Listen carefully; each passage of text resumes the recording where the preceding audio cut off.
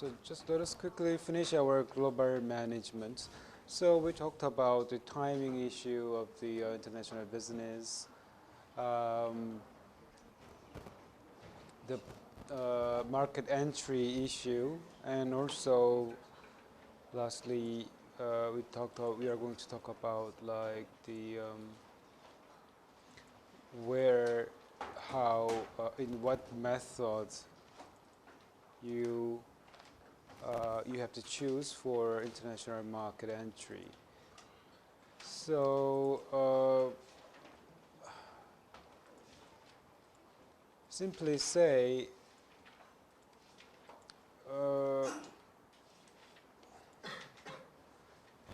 we said that like exporting your product or selling your product through the licensing, franchising, or joint venture may be your option. But at the same time, you may directly by yourself deliver your product by your hands, what you call wholly owned subsidiaries. So subsidiaries, as we discussed, means like an independent company or factory controlled by the headquarters. So a lot of this day global firm means that a company does have a lot of, say,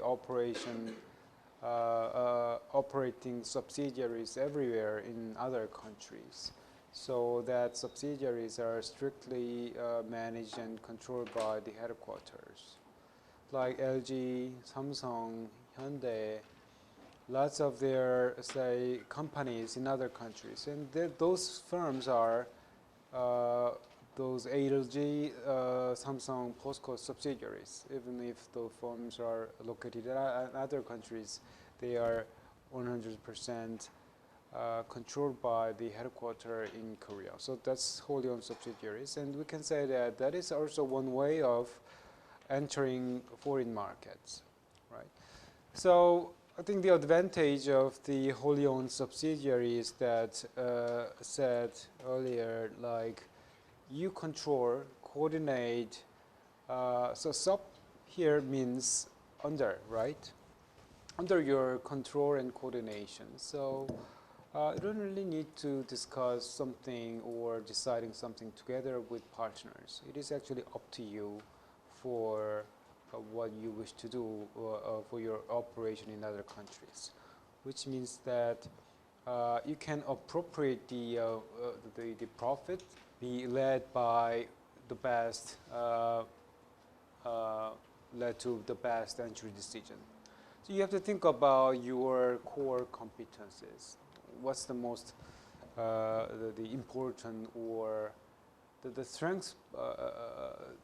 So core competence means that your company's, say, capability to conduct a particular functions, right?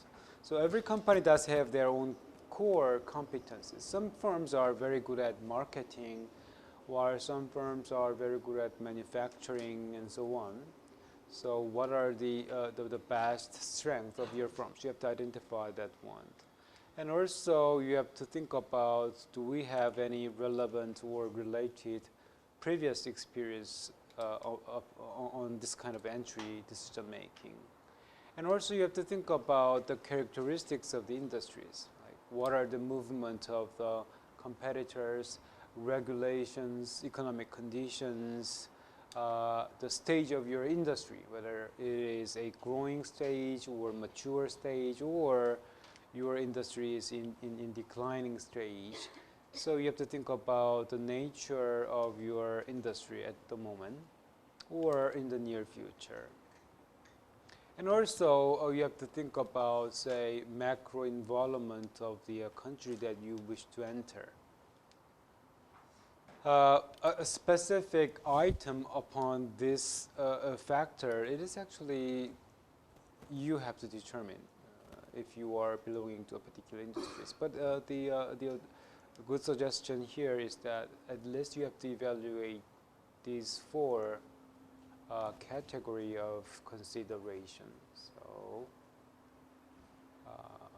simply say internal factor and external factors of your firm. So that may help you to determine what would be the best, say, entry mode for foreign companies, countries. If you're still not so sure about like clarifying or defining these factors, then the evolutionary theories may suggest that why don't you then go through a step by step, right? Start simply say from exporting your product to a particular market. So try to taste what the market looks like at the beginning, and then gradually after you learning about the market, then you increase your commitment to the next entry decisions, right? So start from exporting your product first, and then as you getting to learn about the market, then you change the mode into like licensing or joint venture. And as you learn more about the market, then you finally enter that market in very massive scale by, say, using, say, wholly owned subsidiaries. Just like cosmetic companies, for instance, like Lancome or whatever you name brand in cosmetics. It's first introduced somewhere in late, I think, mid or right before the Olympic Games, 88, before even you guys, before you guys born. So before you guys born, somewhere before the Olympic Games, a lot of Korean, say, ladies use Korean cosmetics, right? So few French cosmetics just introduced just before the Olympic Games. But at that time, that French brand enter into Korean market simply by exporting. Like Lancome start to export the item to Korea and just try to see how Korean customer react to that French product. So as they have more customers in Korea, then they start to form joint venture with Korean, say, cosmetic companies like Taepyeongyang or whatever. And then by forming joint venture, they are able to share a lot more cosmetics to Korean, say, customers.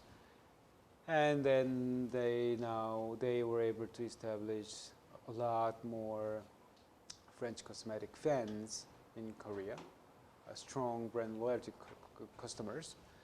Then finally, what happened now? They have here Lancome as wholly owned subsidiaries. So that is actually the evolutionary perspective kind of example how, if you are not so sure about the market, but still you see the potentiality, then enter gradually, step by step, right? So whether you take evolutionary approach or the say contingency approach, it is actually this is actually just kind of characterizing how various different modes of market entries are different. Simply say that many options here, but the difference is among them are scale of commitment, right? Like wholly owned subsidiaries, or simply wholly owned subsidiaries. That means you take a larger risk in particular foreign market. That means your involvement and commitments are very large, right? While at the same time, your control and coordination powers are very strong. So just think about the nature of the business. If you really need a strong control for that international operation with strong commitment, probably wholly owned subsidiaries or majority joint venture might be a better option to you, rather than just shy away kind of entry decision like export or import or something like that. Pretty much a very, as you see here, indirect market entry. while this is pretty much more like direct market entry. So think about your commitment about the business, your need for control and coordinations, then may help you out the decision making of the market entry mode. And the last important question in international global management is that, let's say whatever you have chosen as entry mode, then you enter the particular market. Then the next stage would be certainly how are you going to manage your international operations. Right? So that is actually the real practical questions. Right? Let's say that you set up finally, say, factory, company, hiring, say, 1,000 employees in, say, Malaysia, for instance. Then how are you actually run your firm subsidiaries in Malaysia? So that's another also big questions. So for this part, we are going to talk about like somewhere after the midterm exam. Okay. For the convenience of the delivering the ideas of international business, I just start first with global management. But if you see the chapter of our book, international environment is, I think, located first before the international business here. So I slightly changed the structure of our lecture here. So having said about the international business, and let's have a look at then what's our international involvement.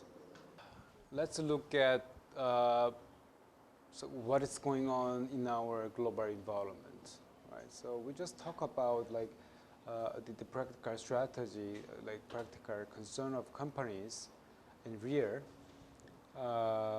like when, where, how, when, and in what way for your international business. But if you look at here what's going on and what's happening in global environment, then you can see that the international business will be much more difficult this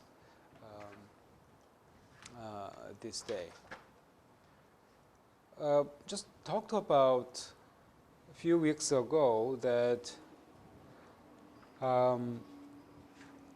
management is about like planning, organizing, leading, and controlling. So it is all about like your management for yourself, right? Internal management, what you call it. However, because of very turbulent, very highly uncertain business environment, your well management inside your organization is quite not enough. Like look at GM, General Motor, one of the leading USA car makers. If you see like 70s or like 60s or 70s, you can see that the GM, General Motors, global production in car account for like 40%, even like 50% of the total global production in cars, which means that GM is like the number one, really number one producer of car. But we can see that the company faced a very kind of a downturn somewhere starting 90s. And I think still the GM is the kind of number one kind of company in global automobile as a automobile makers. But however, like other makers like Toyota and alliance of German cars are pretty much more competitive than GM. So we can see that like the GM or some other American cars facing kind of a business downturn. Why USA car makers had to face a downturn of business? We know that the US car, I don't know how many of you may agree that the quality of US car, but in terms of a function, US car doesn't have much problem. It's quite one of the finest car the USA maker actually make cars. But that many popularity of US cars are not as strong as they used to be. So downturn of US car is not because the U.S. car management, U.S. car companies actually not really they mismanage their, say, companies. We know that a lot of, say, the smart person, one of the smartest person actually work for that companies, right? So in terms of planning something, organizing something, leading the firm, or controlling the companies, I think that smart person in that U.S. car company doesn't show any problems. But still, the company faced downturn.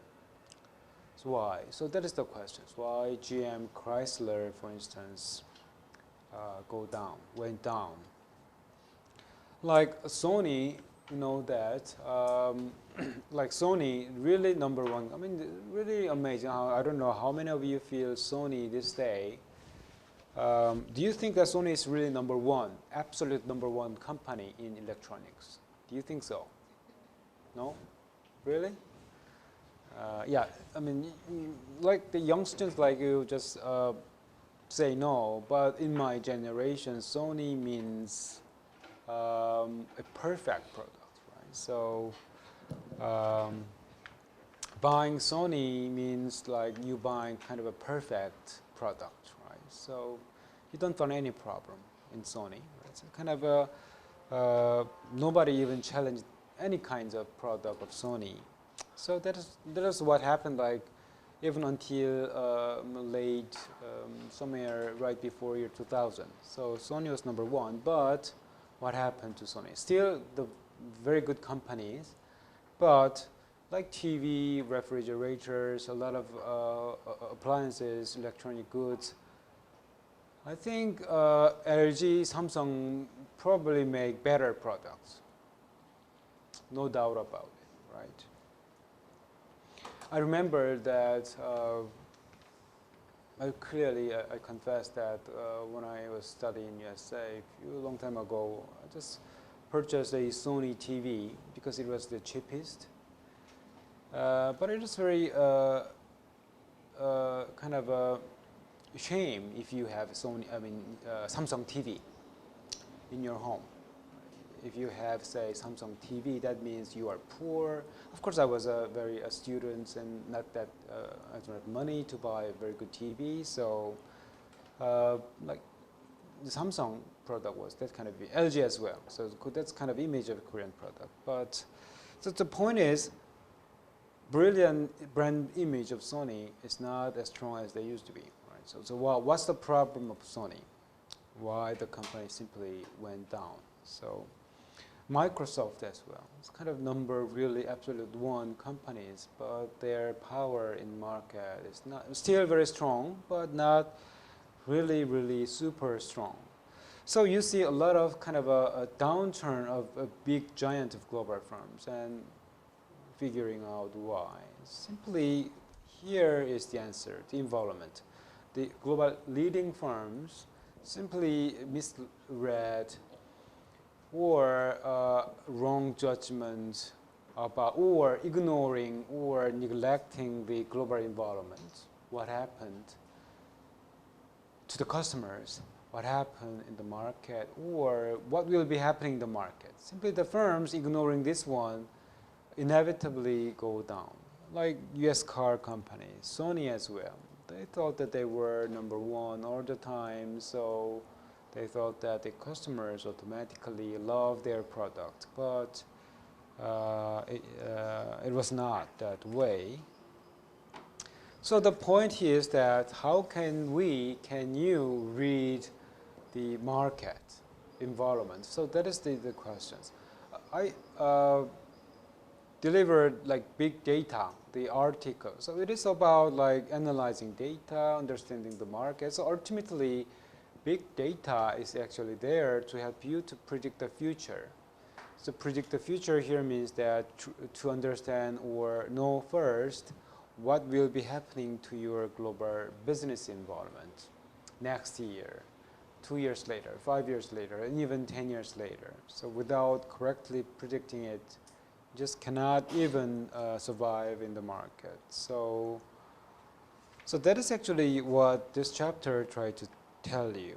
So in order to read the future in order to understand what exactly going on in the market now, what kind of job you have to do. Right? So that is the question.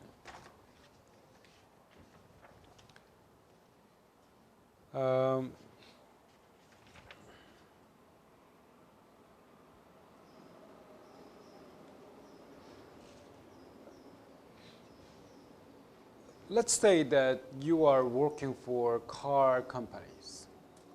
So your boss may ask you to, like, what will be happening in car industry in 5 years? So you have to answer that questions.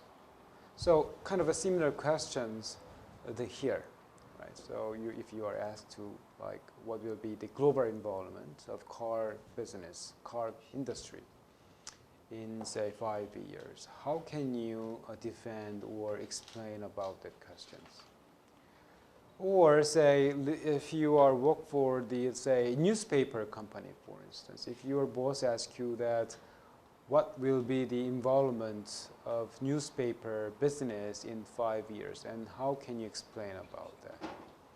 You just cannot say arbitrarily, like, yeah, the competition will be tough, more, say, less reader because people try to read less, more and more. So you just cannot say answer that question by using your, say, instinct or your personal knowledge and so on. You have to answer the question by using some systematic framework. So this chapter try to tell you how can you identify the market. So how can you clarify what kind of uncertainty to your business will be coming? Right? If you clarify that uncertainty, certainly you can prepare some strategy to react that one. So let's talk about that one. So when you say environment here, just consider this one as your uncertainty. So your firm's environment simply means that uncertainty surrounding your business, your companies. So what kind of uncertainty your firms are having, right? Back to, like, car industry, for instance. What kind of an uncertainty the car industry does have this day? Let's say that if you are, say, Mr. Chung, right, the owner of the Hyundai, right?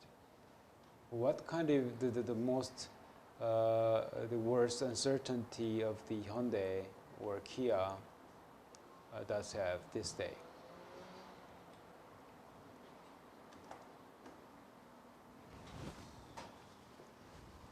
So that part, for this part, I really, really don't know.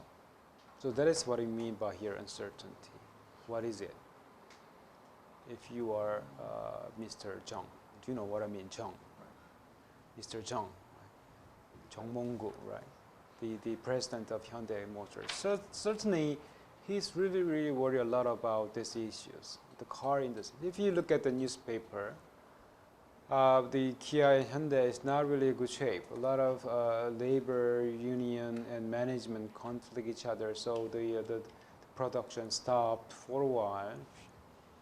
It started the production just now, but because of the stoppage of the production, the company have lost a lot of money, right? So, so what would be the really, really uncertain issue of car companies? I don't know, I'm just asking you.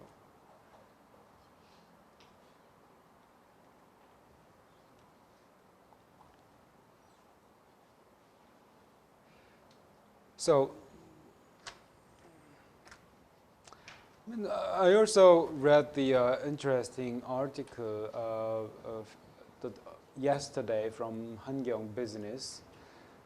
If you are a shoemaker, I mean, we know that the Korea is very good shoemakers. We used to make a lot of good shoes, sneakers especially.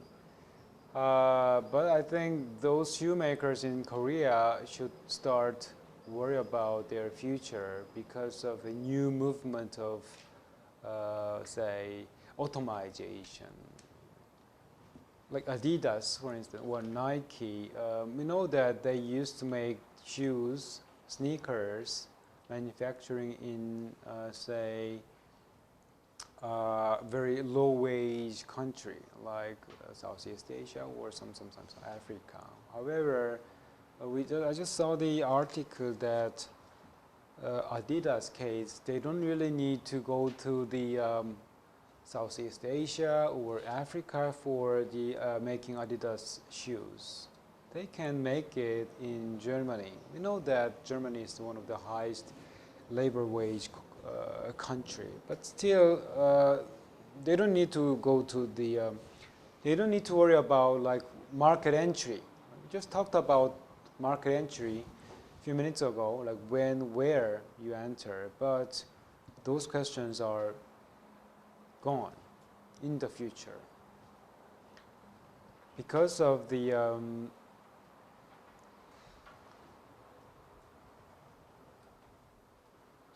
artificial intelligence and artificial intelligence-based automations. So even simply say in Germany, simply without hiring say more than 1,000 shoemakers, workers, like 10, by hiring simply 10 people, 10 operators, the Adidas can manufacture their shoes there. So they can produce made in Germany Adidas shoes. So if it is possible in very massive scale by using that automation of shoemaking in that country, then certainly Korean shoemakers and shoemakers in other countries should start worrying because they may lose their price competitiveness, right?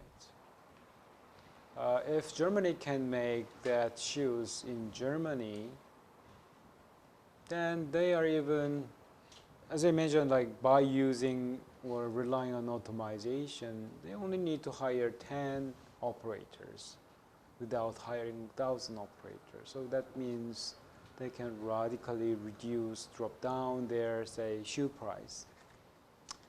So a lot of uncertainty, back to our uncertainty questions. So every different industry does have their own unique uncertainties.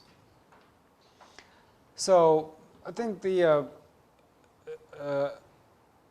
genetically, what you have to do is just list out a lot of uncertainties, and you have to point out which uncertainties are most eminent to your business. So that's actually what we have to, that is actually what you have to think about by studying this one. So when you study like what kind of uncertainty you are facing the most seriously, so before answering that questions, you have to actually divide what kind of uncertainty your firm had, right? So like in that sense, we can divide uncertainty into 3 levels here: the general uncertainties, task uncertainties, and internal uncertainties. Like general uncertainties, what we call also general involvement, kind of uncertainty or involvement that may affect your firms indirectly. It's not really hit your firm's operation direct way for your, say, operation today, tomorrow, but gradually maybe hitting your business indirect way, kind of a detour way. So that's what we call a general involvement or general uncertainties. While the task uncertainty means kind of uncertainty that may hit you directly. Right? So this uncertainty you have to deal with almost every day. What is it? What kind of uncertainty you have to deal with every day? whatever your business is, you have to manage this uncertainty, plan of your reaction of this uncertainty every day. What are they? Yeah, HR issues. So your people in the firms. So their behavior may affect your firms directly. Yeah, that is what I call a internal environment, kind of an uncertainty that exists inside your organization. Good answer. Here, however, the task environment, task uncertainty means something kind of uncertainty that exists outside the organization but hits you directly all the time, every day, every moment. Government, right? Yeah, exactly. Government regulation may affect your business directly. So, yeah, it is task uncertainty. But unfortunately, in our textbook, they define the government regulation as belonging to general uncertainty. So I don't know why, but actually I agree with you. The government regulation you have to keep an eye on all the time. So depending on how they announce, your business may change directly. So you're right. But literally, when you say task environment that affect your business directly, you have to remember 3C. What those 3 C's representing? C, start with C.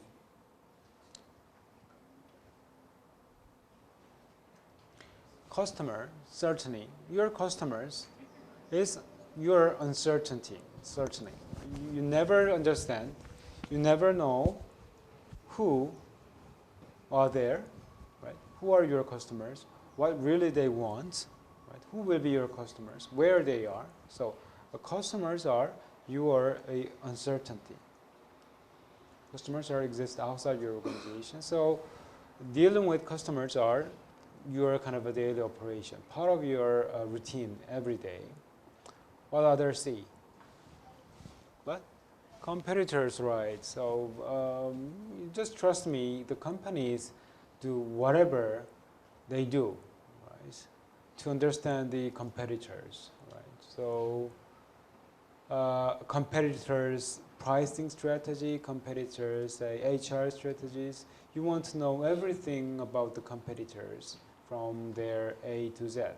So competitors, depending on how they act, your company's action change. If they raise their price, you just cannot stand still. You have to do something, either by lowering pricing or exactly doing the raising price and so on. So when competitors do something, you always hit back.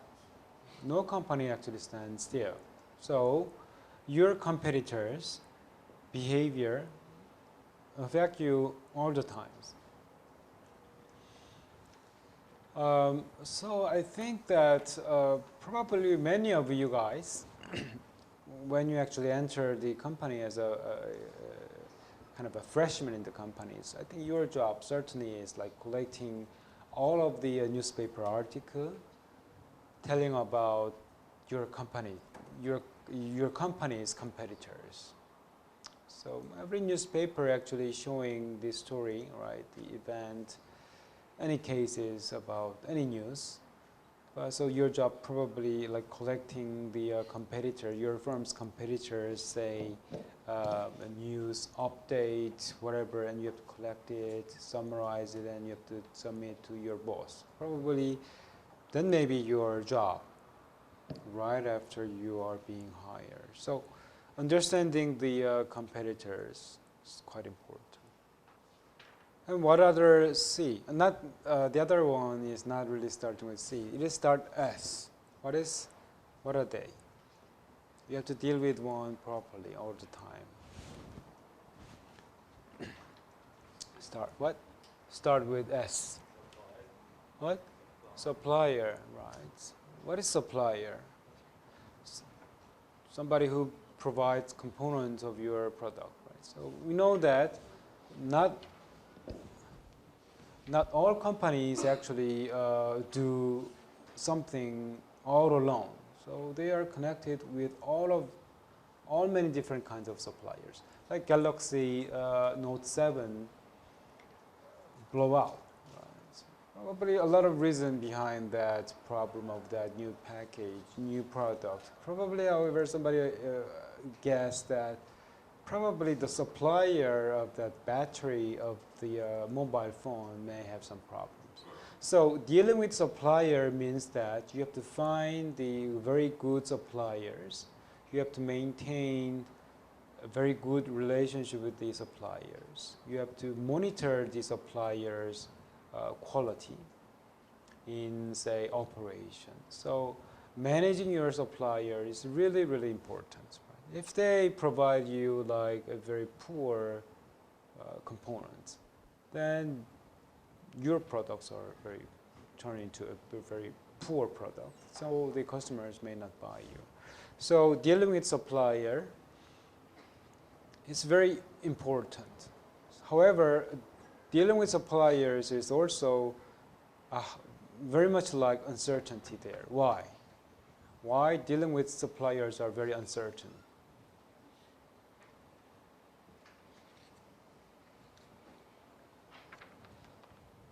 Simply say, you are doing group project, right? So do you really trust what your teammates are doing? A lot of, say, selfish, I mean, what players try to do is like give less and take more. That's the nature of economic players, right? So that is kind of a starting point of the uncertainty. Right? So supplier may not really provide, may not really reach your expectation, or supplier may steal your, say, knowledge, know-how, know-why. Right? And supplier may turn into collaborating with your competitors. So you have to manage them well. Also, you have to breathe the same air with the supplier all the times. So, forming a good harmony with your supplier is very difficult. Right? So think about undertaking your group project. You have to work with your teammates, but not always easy going sometimes. So, a lot of uncertainties. So this picturizes what kind of uncertainty your firm deal with every day, long-term, short-term, right? So that's why running huge organizations are so difficult. You have to manage this kind of uncertainty all the times well. If any kind of mismanagement of a particular uncertainty from here, then simply your business go down. Back to the case of like the American car companies, they were very strong at managing task environment and internal environment, but what they ignored was general environment here. I mentioned earlier, like general environment, the general uncertainty would be like kind of uncertainty that may hit you gradually, indirectly. So some strong company may think that maybe too complacent, we are number one, too strong, so we lead general environment, not affected by them. So that may be their arrogancy. So that's why GM faced downturn, like the trend changing. The car drivers start to change their taste. They start to look for smaller car, compact car, but GM simply ignore it. We are the best car maker. We do what we are. We know that like the American cars are big, right? Huge, like Vespa. But that's not really the trend of the what customers want.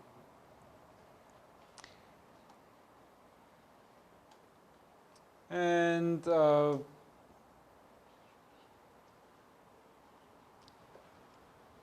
so let's have a break and just briefly look at a lot of uncertainties here, inside, outside, in the middle, between inside and outside. So out of that many uncertainties, what are peculiarly important for a firm to manage? So let's talk about that one. Okay. So we said that general environment, like general uncertainty, may affect you indirectly. So the companies easily neglect this kind of a threat. But the point is, you should not neglect this indirect uncertainty. Let's talk about like technology, especially what's important here is a technological environment, like technological uncertainty and socio-cultural uncertainty. What is socio-cultural uncertainty, which are very especially important this day? So these two receive a lot of attention this day from the practitioners, the companies, like socio-cultural dimension first. When you say socio-cultural uncertainty, that mostly you may think about like culture, how the culture of society is changing, say also how the say what the society is changing this day, that kind of things that this one indicating. This one is particularly important this day because like a lot of demographic change this day, right? Like single family issue are very critical to many companies this day. Like in Korea, for instance, like 30% of say the total household are single family. Just live alone. So you are the only family members. That changed consumption patterns. You know what I'm saying, right? The interesting point, I just read the article like at the beginning of year 2000. So this social cultural change really affect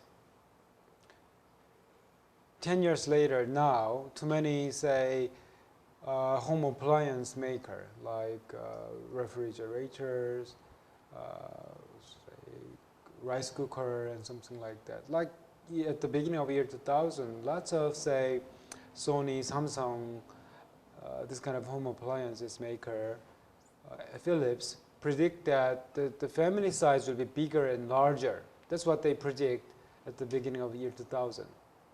I don't know how they end up with that kind of a, say, analysis, but that's what the company predict. But LG argued that the size of the family getting smaller, turning into more like micro size, not really macro size. So that means the design function should be minimized, not maximized. That's what the company actually did at the beginning of 2000, year 2000. So I heard that they invest a lot of R&D in making very smaller size of the home appliances, refrigerators, and this kind of thing. So the company's prediction was quite right.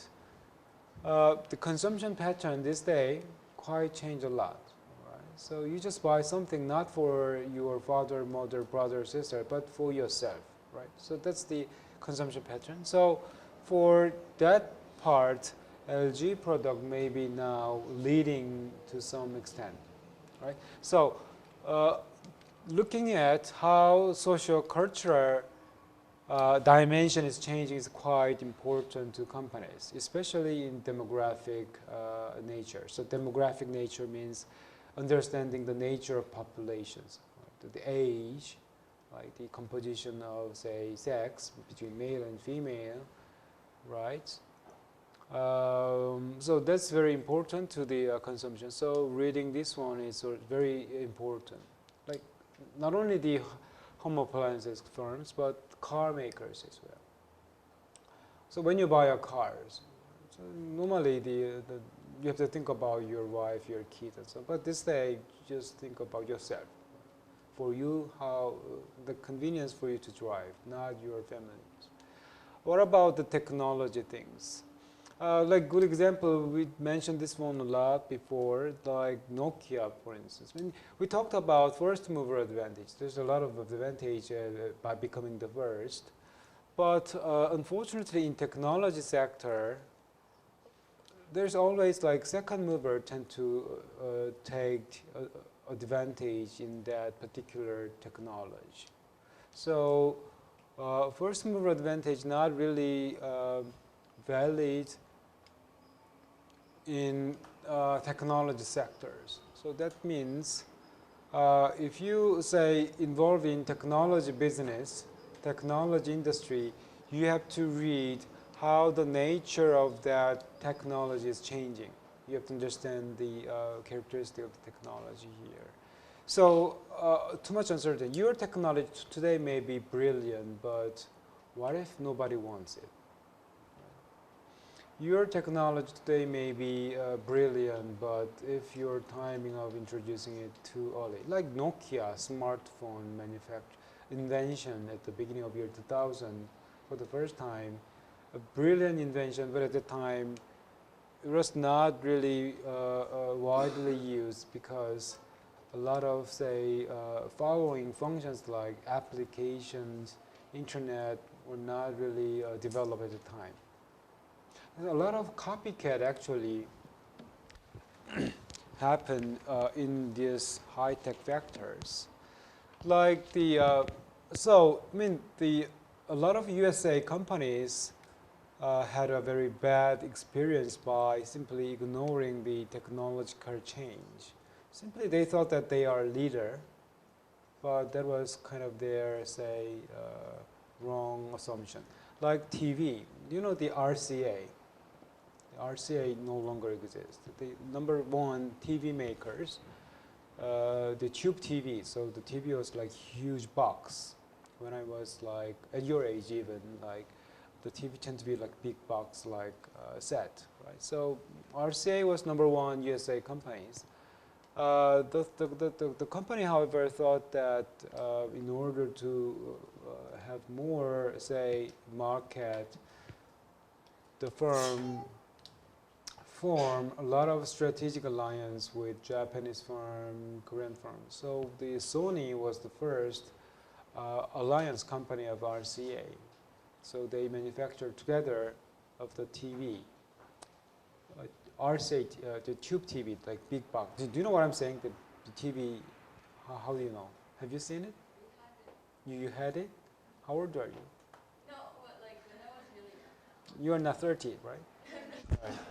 So Sony, by collaborating with RCA, they have learned it, how to make like big TV. So Sony was the collaborator of RCA, but later turned into like competitor. And Samsung collaborated again with Sony, and Samsung become the competitor. So like in this field, really blood. Like really seriously kind of a battlefield here in technology sectors. You always stealing something, stolen something, and so on. So the first, you have to see what are the new invention in your technology here. And the second thing is, are you really able to commercialize your technology? Even if you are finding or developing brilliant technology, unless you have a very good marketing capability of it, you have to think about commercializing that high tech, right? See, the iPad case, Apple, so it's made in USA by the Apple, right? But if you look at inside the component of the Apple, it is actually by battery of iPad by Sony, case by Sony, Japanese firm, memory chip by Samsung, hard disk by Japanese firm. So even at the beginning of introducing the iPad, iPod, the Apple not really showing a strong confidence. So that's why they form a lot of strategic alliance. Right? So the point is, you have to look at carefully what are the new technologies, whether that technology can be commercializable into the market. So if you have, you should have equipped with these two kind of ability in reading the changing pattern of the technological market. And economic condition as well, like we know, like what will be the employment rate, interest rate, inflation rate, a lot of economic figure you have to, you should not skip. And international market like China, which country, for instance, are the major market for your factor condition supplier? It's like China, India, like Philips, as we discussed, like they just all in on their business in China, right? So rather than scattering their subsidiaries everywhere, the Philips case here tried to bring all their business subsidiaries into China. Right? They thought that by focusing on China, the company may find some opportunities. So which countries are emerging, which countries are receding, so you have to think about that one. So legal, political condition as well.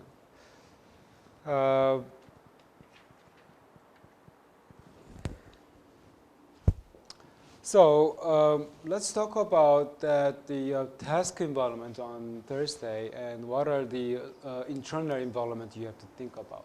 So simply say, when you say business analysis is quite common word and kind of job that you have to do all the time.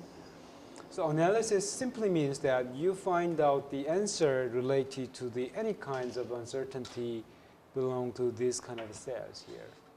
So in business course, what you learn is kind of a formula or framework to understand, investigate any kinds of uncertainty. So say you want to know what kind of uncertainty exists in, say, technological market. So you just don't know where to start.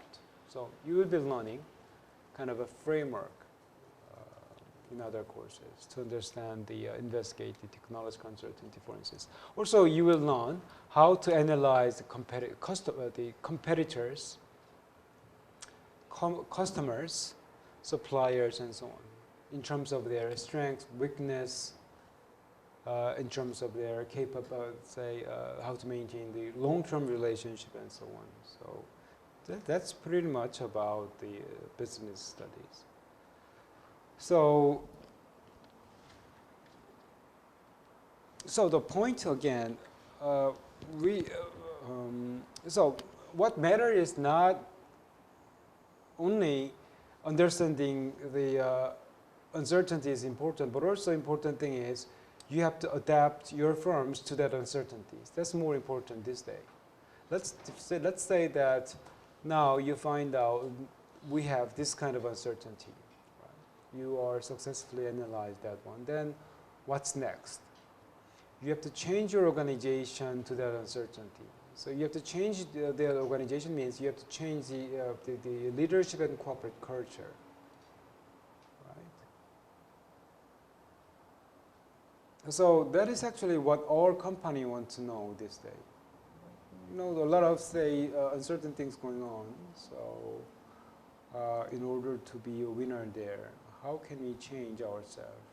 So when we say change ourselves, that means change our corporate culture. If you see like the crisis of, say, Galaxy 7, if you see the newspaper, a lot of people say that it is kind of a mismanagement of, say, supplier, for instance. Right? So mismanage the uncertainty regarding the relationship with the supplier. That may be the major, say, mistake, failure of mismanagement. And another mismanagement it was that technology. Right? So probably they may end up with this kind of answer. Then how the company can change themselves. So for this issue, a lot of experts say that the company should change their corporate culture. So you have to think about why changing corporate culture is important to adapt the uncertainty, right? So we talk about that one on Thursday. So briefly finish the task uncertainty, internal uncertainty, and some corporate culture, and then I will briefly review your midterm exam. Right. So please be here on Thursday. Okay. Thank you.